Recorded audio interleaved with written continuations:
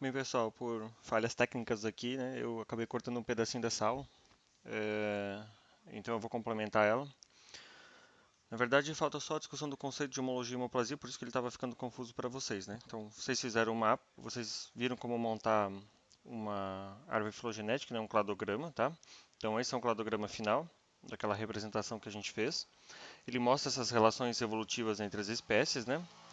É, e esses tipos de análise eles diferem dos anteriores porque eles trabalham com os caracteres derivados, né? Aquilo que tenta identificar melhor o grupo, né? Então, o caractere mais derivado que a gente tem aqui, ó, é o 1 que está exclusivo na espécie E, tá? Então, eles vão trabalhar basicamente dessa forma, tá? E como é que a evolução vai moldando esses caracteres ou vai agindo, né? Por processos de anagênese e cladogênese, né? Então, quando a gente tem o passar do tempo, né, processo de evolução, e saindo de uma espécie para um conjunto de outras espécies, a gente tem um processo de anagênese e cada nó de divisão de espécies a gente tem o que a gente vai chamar de cladogênese. Nem sempre a gente tem processos que dão origem a duas espécies, né? Nem sempre se divide uma população em duas espécies no futuro. Às vezes uma única espécie vai mutando ao longo do tempo e se modificando, tá? São vários distintos os processos que vocês vão discutir lá em biologia evolutiva. Tá? Mas aqui é um caso clássico de cladogênese, né? A gente sai de um ancestral comum e parte para quatro espécies distintas. Um caractere que estivesse no ancestral comum e que está presente no ancestral A, B, C e D, por exemplo, ele pode ser considerado homólogo. Suponhamos que todas essas espécies têm cinco pétalas. Tá? Então, cinco pétalas é um caractere homólogo porque estava presente no ancestral comum já. Ok? Agora, se o ancestral comum tinha três pétalas, né, e a espécie A e B tem duas, e C e D tem quatro, esses caracteres não são homólogos, são análogos, né? Então, como é que as espécies surgem, né, de outras formas de representar? Do lado C vocês veem a representação clássica do Darwin, né, daquelas aves que migraram para Galápagos e conforme elas foram colonizando as ilhas, elas foram sendo selecionadas pelo tipo de alimento que estava disponível, né? Então, o bico foi sendo selecionado para sementes, para insetos, enfim, para os organismos. E no geral, o que acontece? Deixa eu pegar meu laser aqui. Genericamente falando, né, a forma mais simples, a gente tem uma população grande, ok? Ela acaba sendo dividida por um processo geológico, por exemplo, uma mudança no curso de um rio na Amazônia, é, algum outro processo de fragmentação de florestas, né, que é o que acontece hoje em dia. E esse isolamento vai levar as espécies do lado direito a ficarem diferentes do lado esquerdo. De que forma? Suponhamos que aqui eu tinha macacos de rabo preto, né? Toda a população, tá?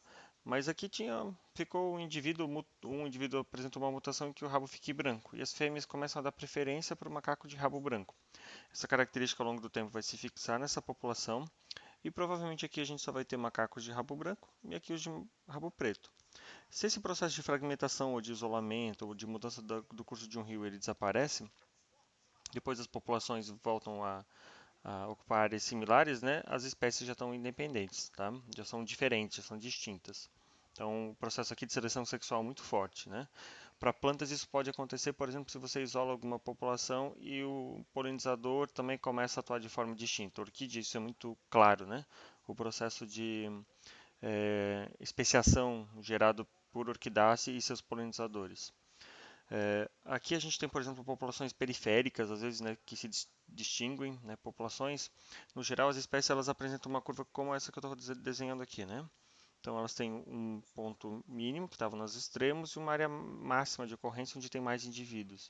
As populações extremas elas são importantes também porque elas geralmente apresentam características para sobreviver em ambientes não muito adequados para aquela espécie.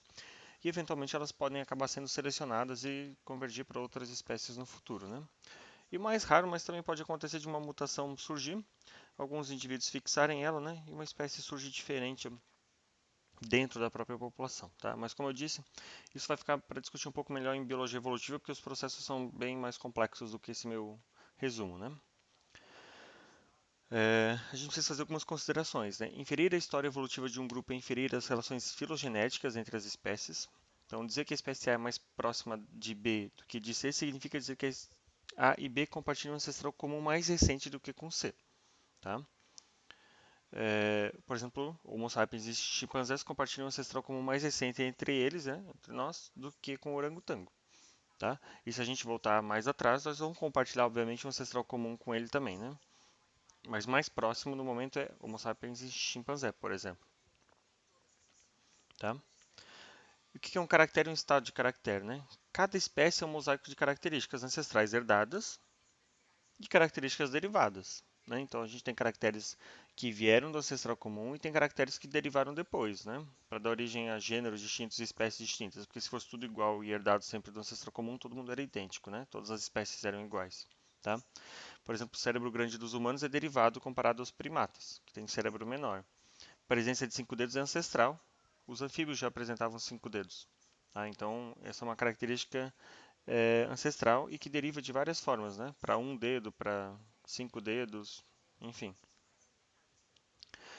Humanos têm 5, ovelhas têm 4, cavalos vão ter um, né? Então, assim, de uma característica ancestral 5, várias outras podem surgir, tá? E aí sim surge o conceito de homologia e homoplasia, né?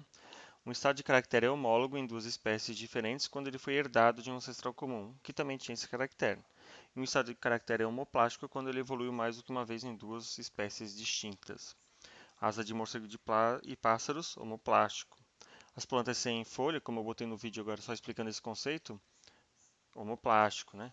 4 membros nos tetrápodes é homólogo, né? 2 braços e 2 pernas. Pássaros, morcegos, ratos, crocodilos, todo mundo tem 4 membros, porque é uma característica que foi herdada e se manteve, ok? Homologias levam a grupos monofiléticos, como a colega perguntou no fórum, né? Então, tubarões e peixes ósseos, né, nessa filogenia aqui, nesse cladograma desses grupos, eles não têm, né? Então, isso é um caractere que surge aqui, ó, derivado, né, desse ancestral, ele surge, se fixa e se mantém. Então, todo tetrápode tem 4 membros. Por isso que é homólogo. Numa homoplasia, não, né? Aqui a gente tem ó, morcegos, ratos, pássaros e crocodilos, uma relação evolutiva, né? Os 4 membros, todos eles têm. Mas quando a gente vai olhar asa, pássaros e morcegos desenvolvem asa de formas distintas. É uma característica homoplástica, tá? Porque a origem aqui foi diferente, não veio do ancestral comum, não estava presente, né? Foi seleção pelo ambiente, tá bom? E agora sim eu faço uma pausa, vocês podem continuar com o último vídeo.